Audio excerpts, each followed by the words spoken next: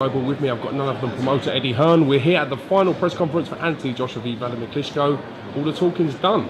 Yes, and Vladimir's got a memory stick of exactly how he's going to beat Anthony Joshua. Couldn't come onto the memory stick. I know, it was unbelievable. I was like, Did you know about that beforehand? No, but I was expecting him to say, and on Monday, only one person will see this memory stick, and that is Anthony Joshua. Yeah, that's what I thought. I know. It's like, and it's the guy who wins the auction for my children's charity. I was like, oh, nice touch, but I thought you were going another direction with that. Yeah. But still interesting. Playing mind games as well. I mean, you know, a nice something to think about for his foundation, but still mind games in my opinion. And Joshua, I think, he definitely hasn't snapped, but he wants to fight now. He don't want to talk anymore. You know, we're backstage there in the green room. He's got RTL, HBO, Showtime. You know, all the international media, JD Sports, William Hill, and it's like, let me go home. And we need to get him out of here now. Rest up for the weigh-in. Just chill out, get the last bit of energy together before the big one, the ultimate test. You know, this is what we live for. It's getting a little bit spicy. Klitschko at some point today, he was quite short with certain aspects of the media. He's quite funny at times as well. And he interrupted AJ to answer the question for him, which is really annoying in itself. But shouted out fake news. Yeah, that's funny. Yeah, no, he's in good spirits. I like Klitschko because he's a gentleman, but also after all he's achieved and all the money he's earned, this obsessed thing is true. He's obsessed by winning and becoming the man again, and I really respect that. I don't think he can do it, but listen, if he does, maximum respect to him. Speaking of career earnings, this fight will make Joshua the highest paid boxer in one night on British soil for persons. Is that true? Yeah.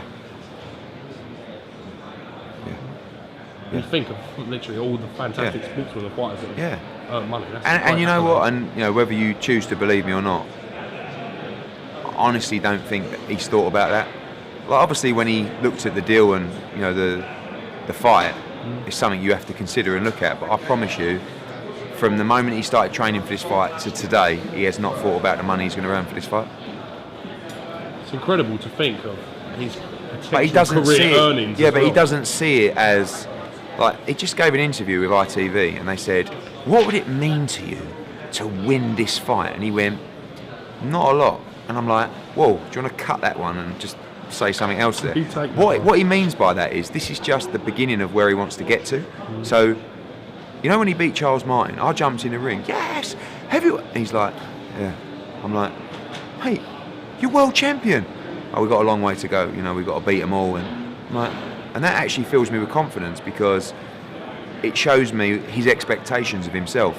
If he was looking at this fight as if to say, this is the ultimate, this is my legacy fight. If I win this, I've achieved all I've wanted to achieve. No, he doesn't feel like if he wins this, he's achieved half of what he wants to achieve. So he sets the bar high, you know, and two great athletes, two great fighters, two great minds. I'm shitting myself, to be honest with you. If Tyson Fury wouldn't have made him look so ordinary, do you feel this fight would have happened so soon? I think he would have boxed him this year, whether he had one more or whatever. He's always fancied this fight, and so's Rob McCracken. So different, you know, styles make fights. You know, Fury did a brilliant job against him, but he also ran for 12 rounds and, you know, made him. No, I mean, I'm not. You're laughing. That's not a discredit to Tyson Fury. He had the perfect game plan to beat Klitschko, but Joshua is not going to run for 12 rounds and make him miss and put his hands behind his back and frustrate him. He's going to stand in front of him and let his hands go. That might be a danger rather than a blessing, you know. So what Tyson did was he put the perfect game plan together to beat Klitschko, but that's not going to be Joshua's game plan going into this fight. Vladimir Klitschko's obviously had things his own way in his career. People say that Joshua hasn't faced anyone like Klitschko, but do you feel that Klitschko's faced anyone like Joshua in the last sort of never. But he has faced a variety of styles that have given him the experience needed to beat other styles. So you can't compare Joshua's experience with Klitschko's experience. But I would say that in terms of the level golf, Klitschko's boxed a lot more people that are closer to Joshua's level than Joshua has fought people who are closer to Klitschko's level. I've no idea if that made sense, but I think it did. Do you think April 29th we could see Vladimir Klitschko finally go into the sunset and take after April 29th? You might see one of the greatest comebacks in British boxing history. You may see Anthony Joshua become the biggest star in British sport and in world boxing by brutally knocking out Vladimir Klitschko. I have no idea how this fight's going to play out. I don't know if Vladimir's going to get on his bike and try and do a fury to Joshua that Tyson did to Vlad, or he's going to meet him in the middle of the ring, try and push him back and dominate him. He's bigger than him, by the way. When they do the head-to-head, every time I think he's a size, Vladimir Klitschko. He's a lump. Does he have the cojones to back Joshua up and have a firefight with him?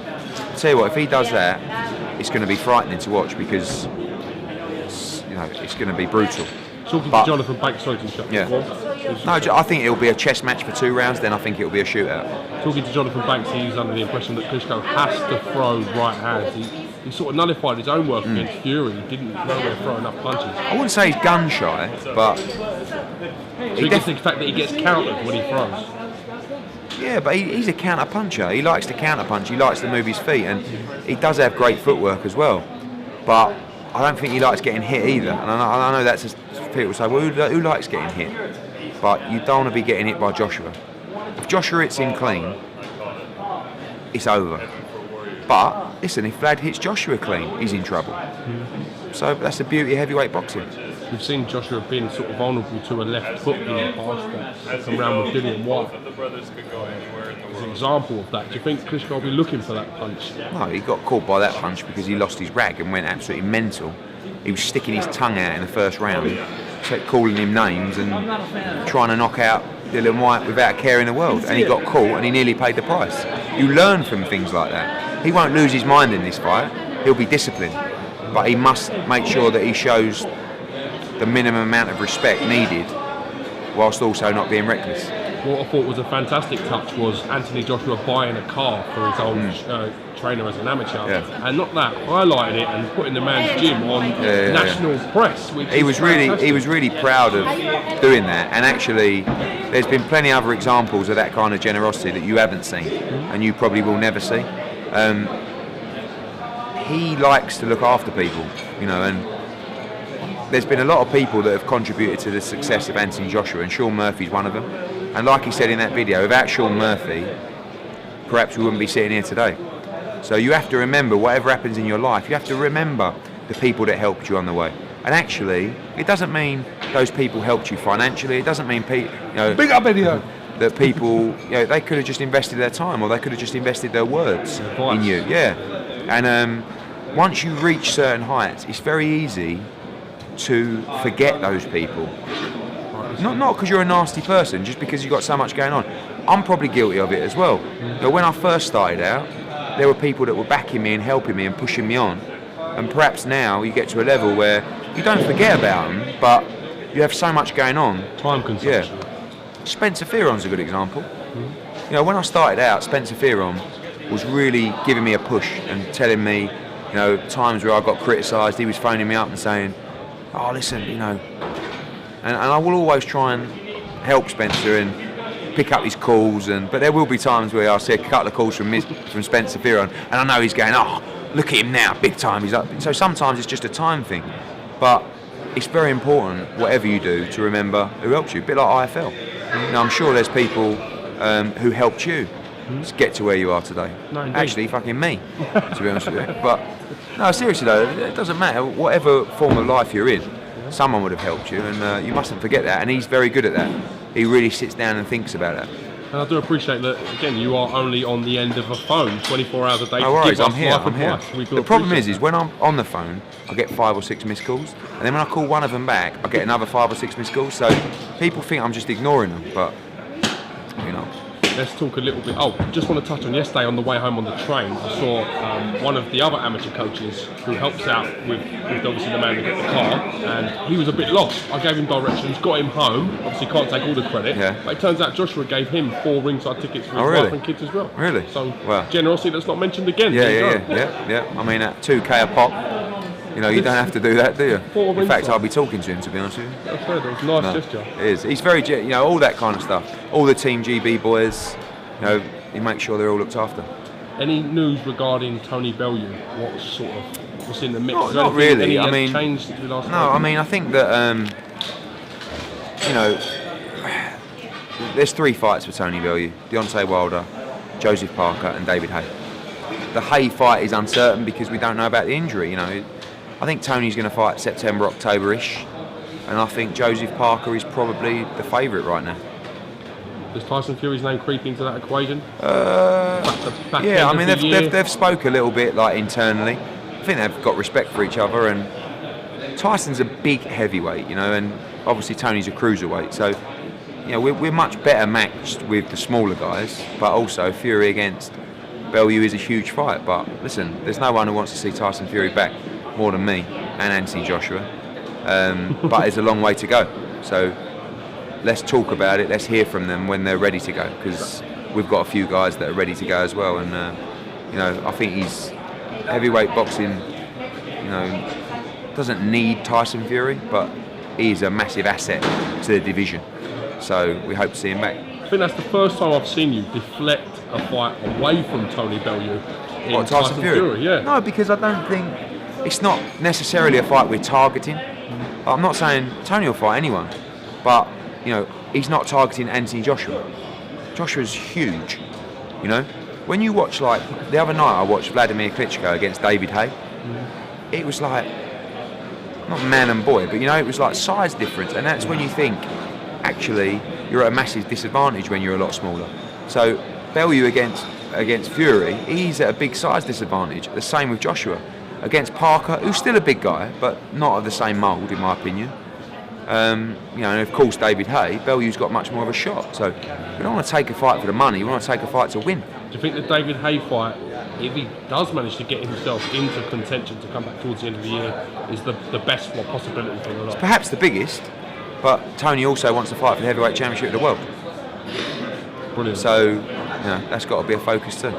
Quick word on Ryan Burnett. Yeah, big news. He's going to be facing Lee Haskins for the IBF World Title in Belfast. Yeah, back to my roots.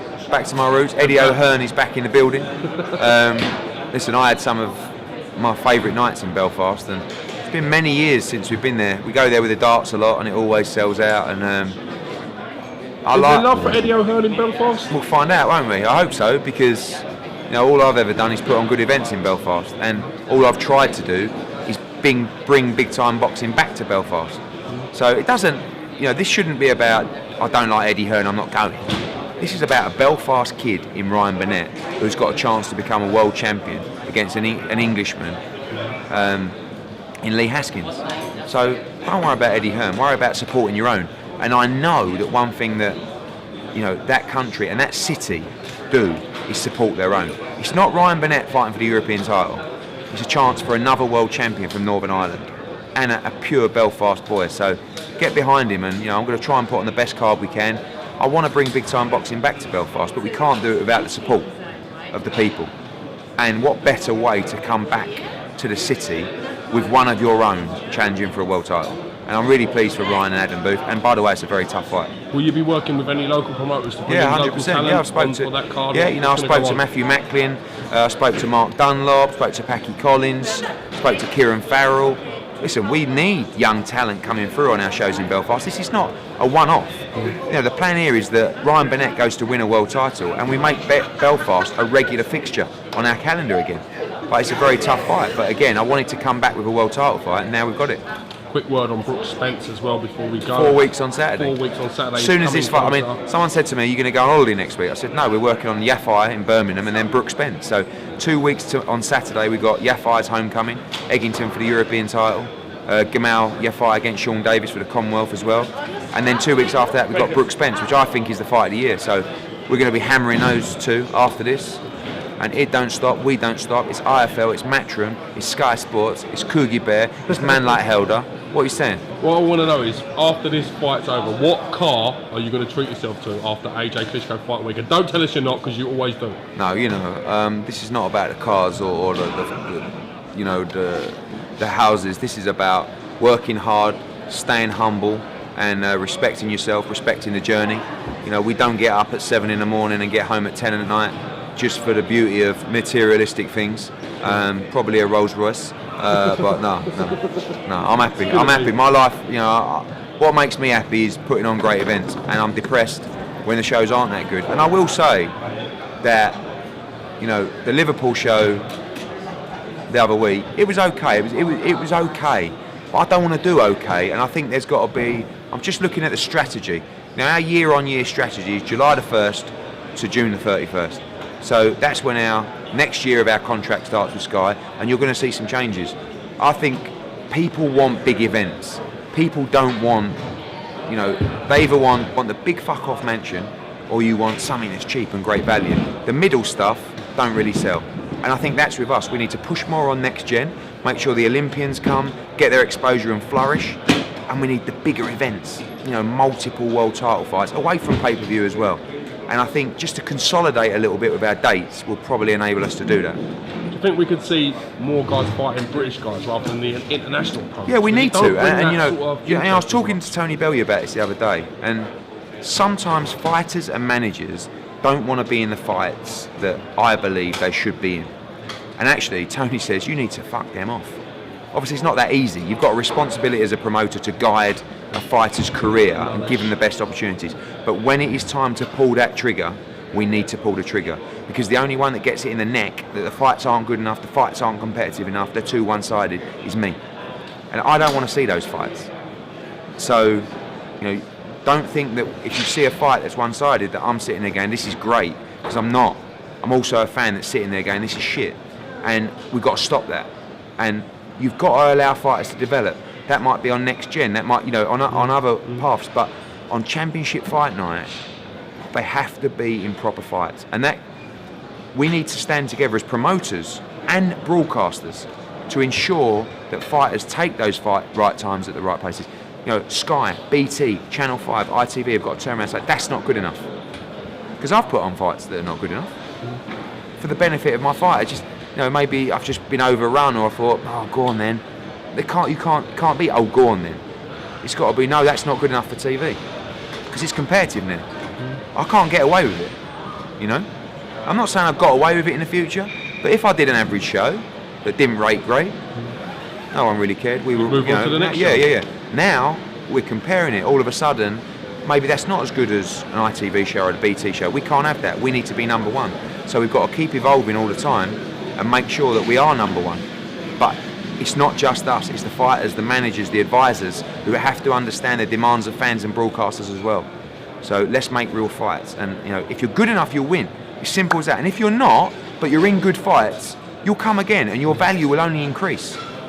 Have you watched any of the competitive competition of the new ilk of? Yeah. I've watched. broadcasters? I watched the ITV show. I watched the Channel 5 shows. People say about, you always say you don't watch Box Nation. I only didn't watch Box Nation because I wasn't a subscriber, not because I didn't think it was a good channel. I watched some of the BT stuff. I thought it was good. I think BT. I believe our fighters stable in terms of quality and profile is on another level. But BT are doing a great job, particularly on the social media side, particularly with the digital programming, support programming, and I'm enjoying the competition, trust me. I don't go to bed at night going, oh, I can't believe BT are doing boxing. I go to bed and go, how can we be the best? How can we continue to dominate the sport? That's good news for fans. Does it turn the fact that, not just BT, but the fact these other broadcasters, does it bring more people into boxing, which in retrospect helps everyone? Yeah, for sure, because there's more events, there's greater access to the sport. But you may see a situation where I need to take the line that if we feel and the broadcaster feels that the fighter is ready to pull the trigger and they're not willing to pull the trigger and they're not willing to take the fights the fans want to see and the broadcasters want to see, then we need to say goodbye.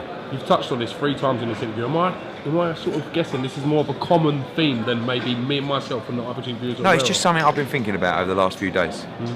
You know, and again, Tony Bellew, I had a long chat with him about it, and he said to me, you have to get fighters fighting each other, taking risks. You've got to be the best in your city, in the country, in Europe. And if you're not, it doesn't matter. You can stop down a level and you know, re-go there. But he's right. You know, you can't. I don't want to make fights anymore that I go, you know, do you want to fight this guy? I can make this fight. Oh, no, not really. No, we want 1 or 2 more. It's like, yeah, but people don't want to see you have 1 or 2 more.